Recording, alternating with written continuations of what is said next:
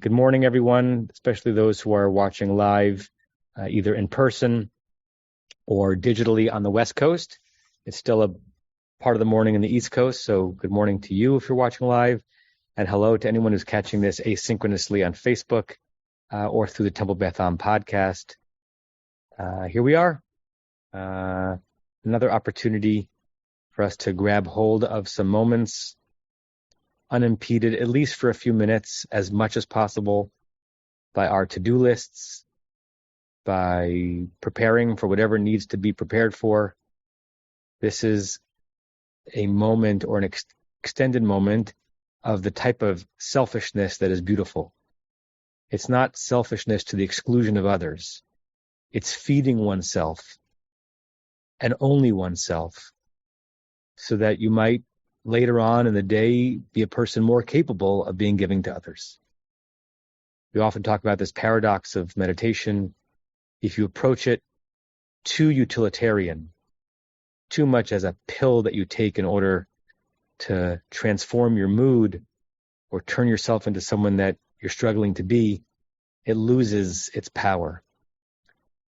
But somehow, if you approach meditation not overly utilitarian, just to do it, it does, or at least can, have a transformative impact.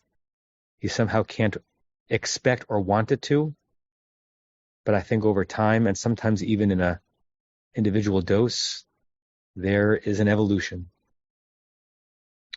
What I want to speak about today very briefly and then meditate on is a three-word rabbinic phrase that is on a lot of religious Jews' minds on these various days, and that is Zrizin Makdimin LeMitzvah. Zrizin, those who are enthusiastic, energetic, really motivated. Makdimin, they run early. LeMitzvah, to do a mitzvah. This idea that it shouldn't just be that we have a lackadaisical approach to our obligations, but we run to them even if they're onerous. You might see this if you ever visit the Kotel. You'll see very religious Jews washing their hands, doing Netilat Yadayim, and then running to the Kotel to pray, rather than just walking. If they have an obligation or they're a sense of mitzvah or mitzvah adjacent to go pray at the Kotel, they don't want to walk there, they want to run there.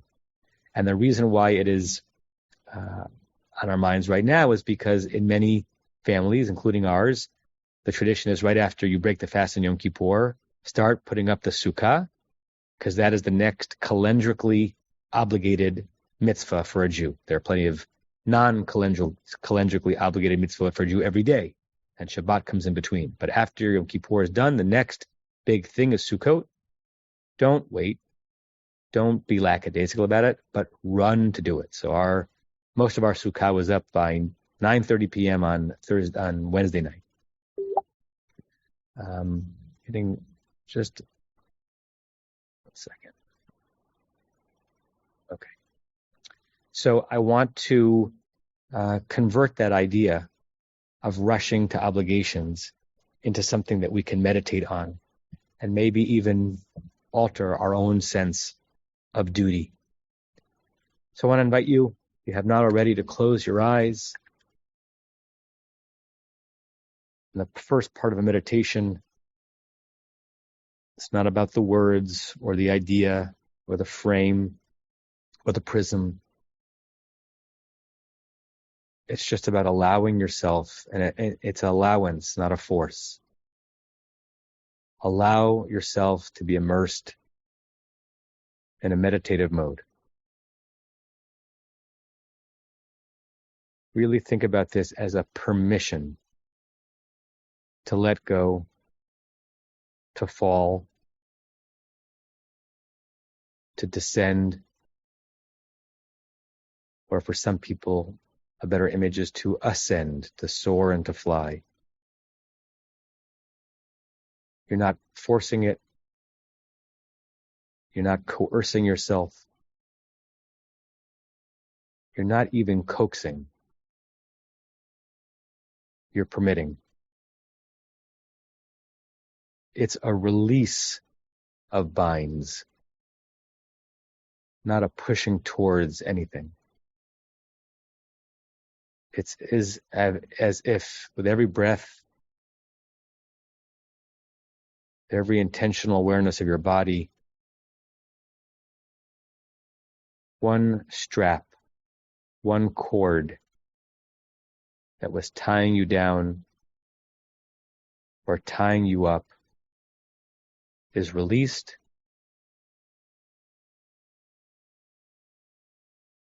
and your body and your mind are freer and more liberated than they have been ever since you woke up.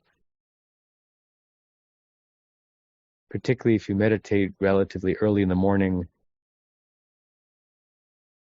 you can say with some seriousness that this is your first moment truly awake. You've dressed, you may have eaten, you may have driven, spoken, prayed, brushed teeth, iPhoned, Facebooked, emailed. You were in a liminal place. But this moment, with no keyboard and no expectations, just you, this is your awakening.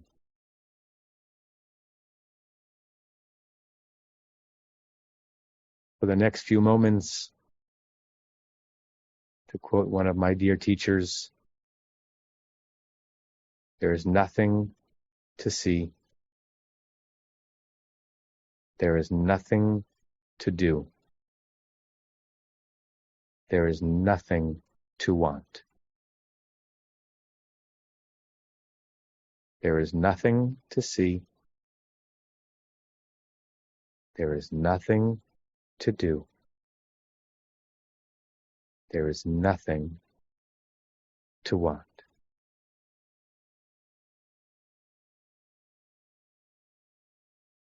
Let's breathe our way yet more deeply into this mode by counting no fewer than 7 deep in-breaths through the nose and even deeper exhalations through the mouth.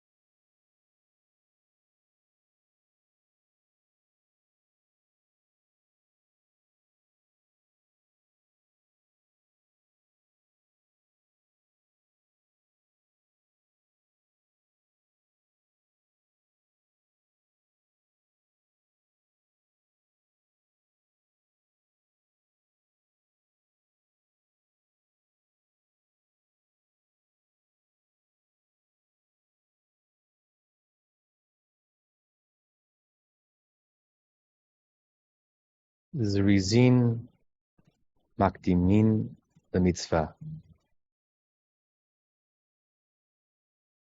The eager ones, the motivated ones, they rush towards obligation.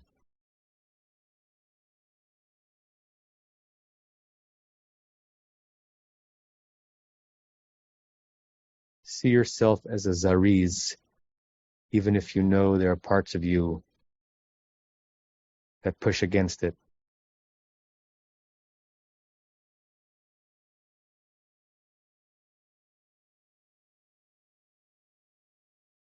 I want you to picture in your mind an upcoming mitzvah, however you define it. It could be a technical mitzvah, Jewish obligation, a duty. It could be something that you are obligated or commanded to do from any source.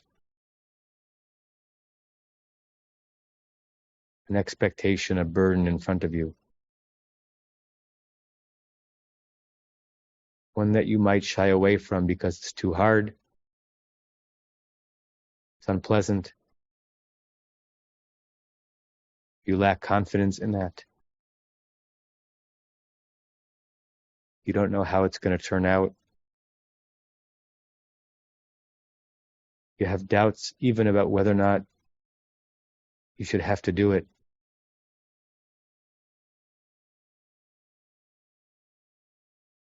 Could be getting the schach onto your sukkah, or a challenging conversation that just must be had. Zrizin makdimin lemitzvah. Those who are zrizim, they run to it. They rush towards it. Not cavalierly, not irresponsibly, but with a sense of dignified purpose.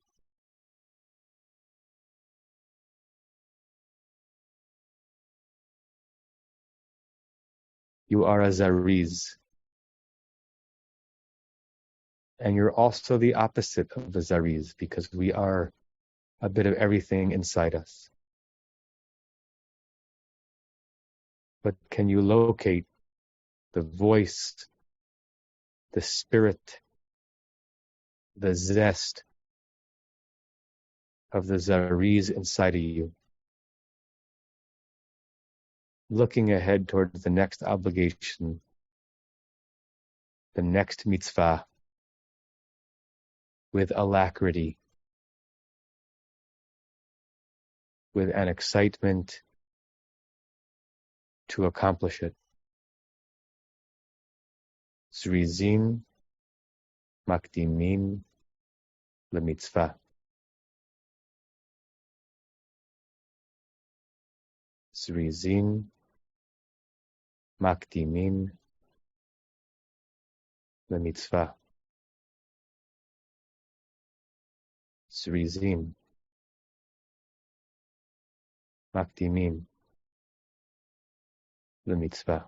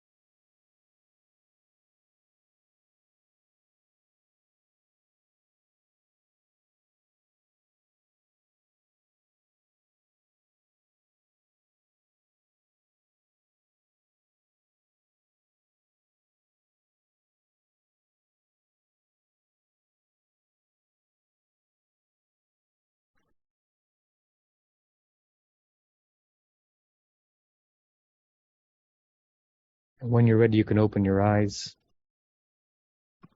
I'll pull the closing blessing up onto the screen. We can say it together 3 times. May we and all beings have happiness and the causes of happiness. May we all be free of suffering and the causes of suffering. May we all experience true happiness that has no taint of suffering. May we live in great equanimity, free from burdening attachment to loved ones and contempt for others, but rather with compassion for all. May we and all beings have happiness and the causes of happiness. May we all be free of suffering and the causes of suffering. May we all experience true happiness that has no taint of suffering. May we live in great equanimity, free from burdening attachment to loved ones and contempt for others, but rather with compassion for all. May we and all beings have happiness and the causes of happiness. May we all be free of suffering and the causes of suffering. May we all experience true happiness that has no taint of suffering. May we live in great equanimity, free from burdening attachment to loved ones and contempt for others, but rather with compassion for all. I say to you all, Shabbat Shalom, Namaste, an early Chag Sameach, a good Yantif, and I hope to see you all soon.